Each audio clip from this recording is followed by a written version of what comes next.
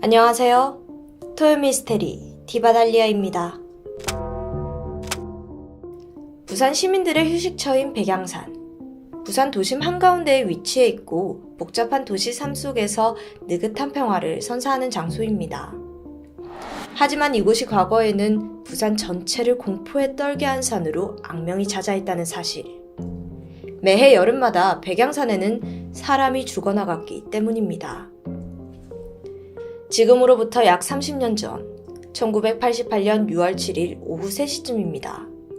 부산 덕천초등학교 5학년이었던 12살 A양과 B양은 학교 수업을 마치고 친구들과 함께 백양산을 올랐습니다. 그날 산에 오른 아이들은 A양과 B양을 포함해 여러 명이 있었습니다. 학교 숙제였던 식물 채집을 위해서였죠.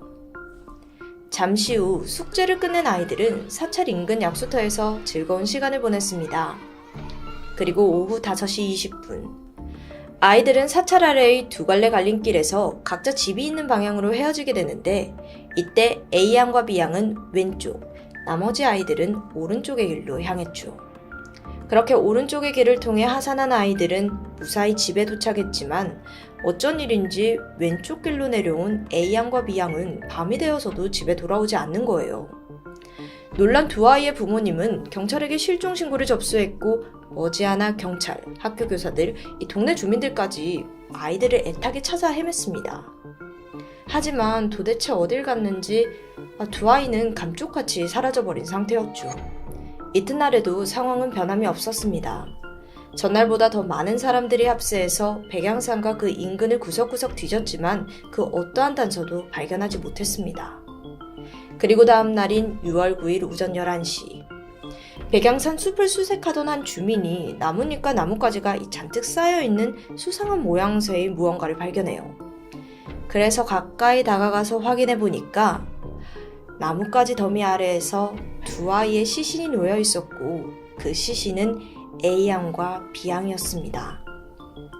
아이들은 위아래로 포개져 있었는데 머리가 서로를 마주본 상태였습니다. 좀 특이하죠? 이 부분에 대해 프로파일러는 범인이 한 명씩 아이들을 살해한 뒤 이렇게 쌓아둔 것 같다고 추리했죠. 시신에는 성폭행의 흔적이 남아있었고요. 사인은 경부압박 질식사였습니다. 현장에선 두 아이 중 한 명의 것으로 보이는 신발 한 짝이 한 아이의 허벅지 위에 놓여 있었고, 그리고 아이가 착용했던 이 손목시계가 끊어진 채 시신 옆자리에 버려져 있었습니다.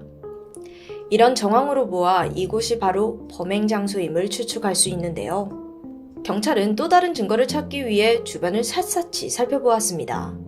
그러다 현장에서 불과 2m 정도 떨어진 곳에서 베이지색 여름용 남성 점퍼를 찾아냈고 얼마 후엔 50m가량 떨어진 곳에서 낡은 텐트와 침낭, 배낭, 부서진 카세트, 주걱까지. 이건 누군가 머문 흔적인데요. 이곳에서 정말 캠핑이라도 했었던 걸까요? 사실 백양산 곳곳에는 불법으로 거주하는 노숙자들이 다수 있었습니다. 발견된 흔적 역시 최소 2사람 이상이 상당 기간 머무르면서 쓰던 집기로 보였고요. 경찰은 신원을 특정할 순 없지만 이곳에서 지내던 노숙자들이 A양과 B양을 살해한 범인이라고 잠정적인 결론을 내리게 되죠. 하지만 어딘가 찝찝했습니다.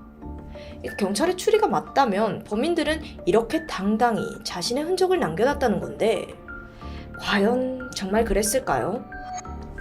또 확실하지 않은 건 그 흔적이 정말 범인의 것인지 아니면 우연히 인근에서 머물던 어떤 노숙자의 것인지는 확실하지 않았습니다.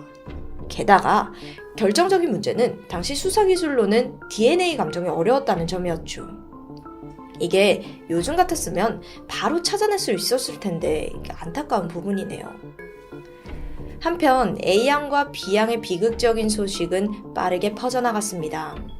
주민들 사이에서는 이 사건이 동네 불량배들 소행이라는 소문이 돌기 시작했어요. 1980년대 백양산은 지금과 달리 나무가 아주 빽빽하게 있어서 대낮에도 해가 잘 들지 않아 굉장히 어두웠습니다. 특히나 아이들의 시신이 발견된 현장은 평소에도 인적이 뜸하고 또 숲이 유난히 무성하고요. 오죽하면 낮에도 20m 정도 앞에 무엇이 있는지 분간하기 어려울 정도였습니다. 거기에 더해 아이들이 마지막으로 머물렀던 사찰 인근 약수터. 이곳은 평소에도 불량배들이 많이 모이는 장소로 유명했습니다. 오죽하면 성인들조차도 홀로 가기를 꺼려하는 장소였고요. 주민들은 이 모든 정황을 통해 분명 불량배가 범인일 것이라 확신했죠. 그래서 한동안 경찰서에는 백양산 인근에서 목격되는 수상한 이들에 대한 제보 전화가 빗발쳤습니다.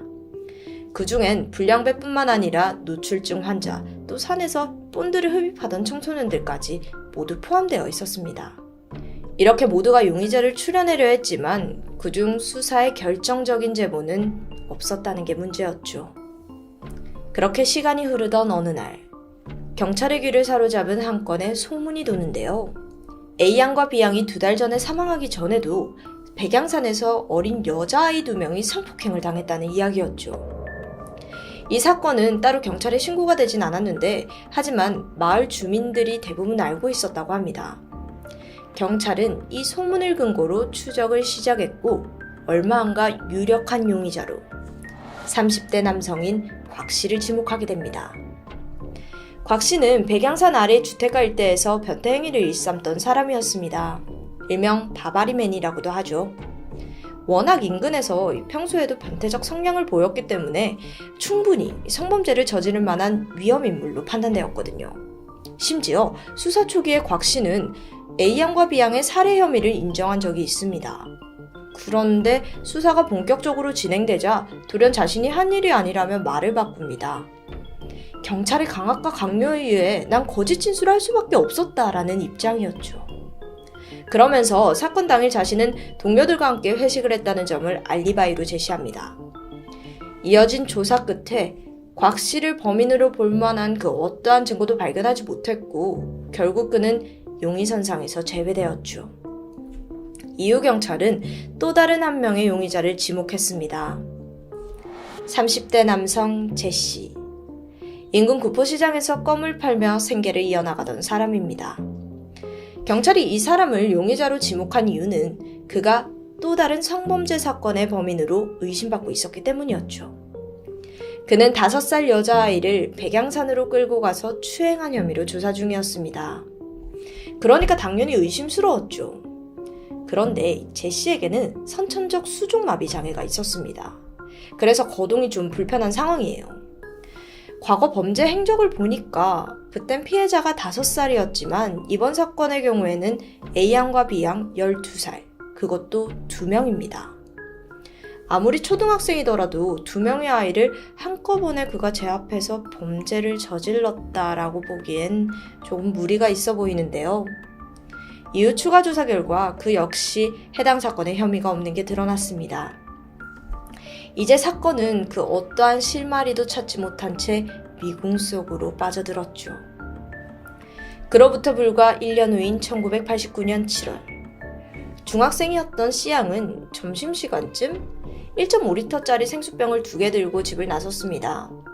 마침 C양과 마주친 동네 주민이 어디 가냐고 물었는데 저 상광사 뒤 약수터에 물 들어가요 라고 대답하고는 발걸음을 옮겼습니다.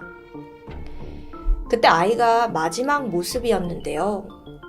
해가 저물어도 C양이 집에 도착하질 않자 밤 11시 30분 아버지는 파출소에 실종 신고를 접수했습니다. 그리고 다음날 새벽까지 약수터 주변을 돌아다니면서 애타게 C양을 찾아 헤맸는데요. 그러던 다음날 오전 C양의 아버지가 등산로 아래쪽 기슭에서 딸의 시신을 발견했습니다. 처참하게도 찢어진 러닝셔츠로 아이의 양손이 묶여 위로 향한 상태였고 역시나 성폭행의 흔적도 발견됩니다. 이번에도 사인은 경부압박 질식사. 당시 알몸으로 발견되었지만 입고 있던 옷들은 모두 현장 근처에 남아있었습니다. 지금까지 백양산에서 벌어진 사건들을 보면 피해자의 연령대, 범행 장소, 수법까지 1년 전 이곳에서 벌어졌던 살인사건을 연상케 하죠. 당연히 마을 분위기는 급격하게 흉흉해졌고 주민들 사이에서는 화성 연쇄 사건의 범인이 부산에 온 것이 아니냐라는 소문이 돌기도 했습니다. 그런데 천만다행으로 이틀 뒤 이 C양을 살해한 범인은 체포되는데 그는 교도소 복역을 마치고 3년 전 출소한 20대 남성 이씨였습니다.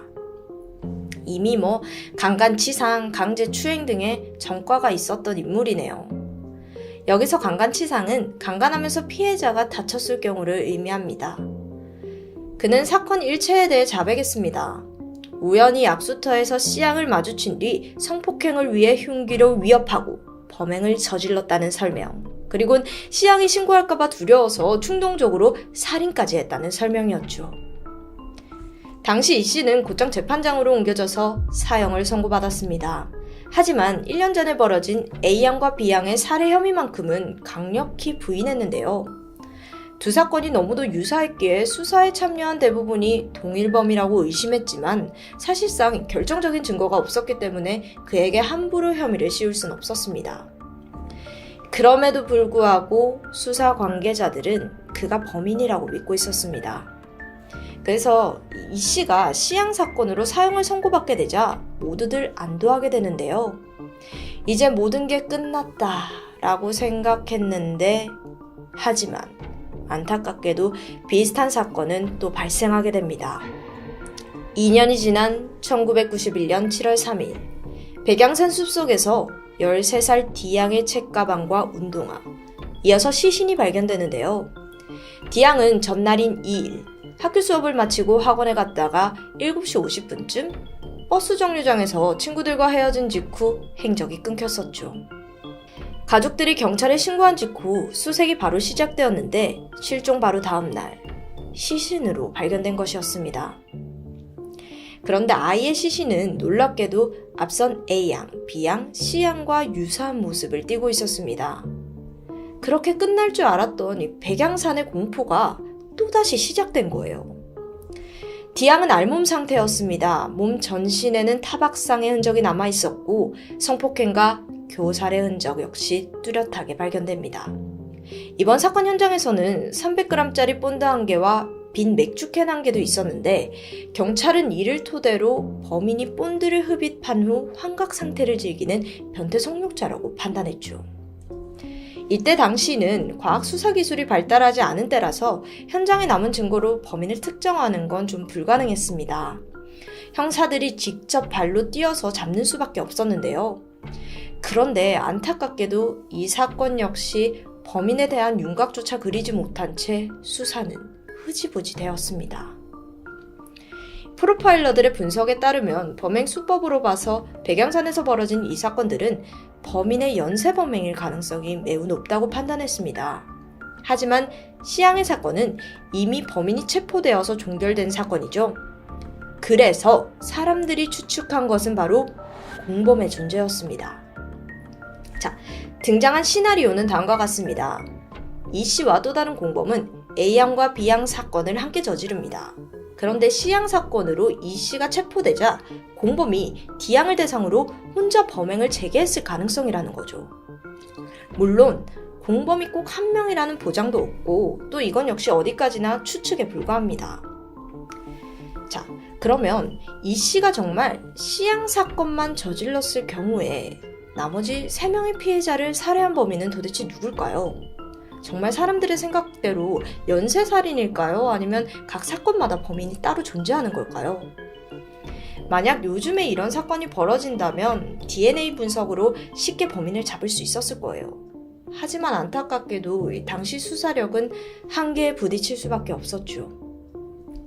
그렇게 일명 백양산 연쇄살인 사건은 공소시효마저 만료되어 영구 미제로 남고 말았습니다. 이젠 범인을 찾더라도 처벌할 수가 없죠. 사건을 조사하면서 놀라웠던 건 범죄의 참혹성에 비해 이 사건이 생각보다 사람들에게 많이 알려지지 않았다는 점이었습니다. 그렇다면 비록 체포할 순 없지만 분명 어딘가에서 웃고 있을 범인한테 이건 너무 행복한 상황 아닐까요? 그리고 정말 저는 무서운 게 범인이 거리에서 스쳐 지나가는 사람 중 한 명일 수 있을 거라는 생각이 들었습니다. 또한 당신의 이웃일 수도 있겠죠. 그렇기 때문에 저는 영구 미제 사건일수록 사람들에게 널리 알려지길 바라며 늦게라도 30년 전 백양산을 죽음으로 물들인 범인의 윤곽이 반드시 드러나길 소망해 봅니다. 그가 어디선가 행복하게 살고 있다면 이건 유가족을 2번 죽이는 일일 테니까요. 지금까지 토요 미스테리 디바달리아였습니다.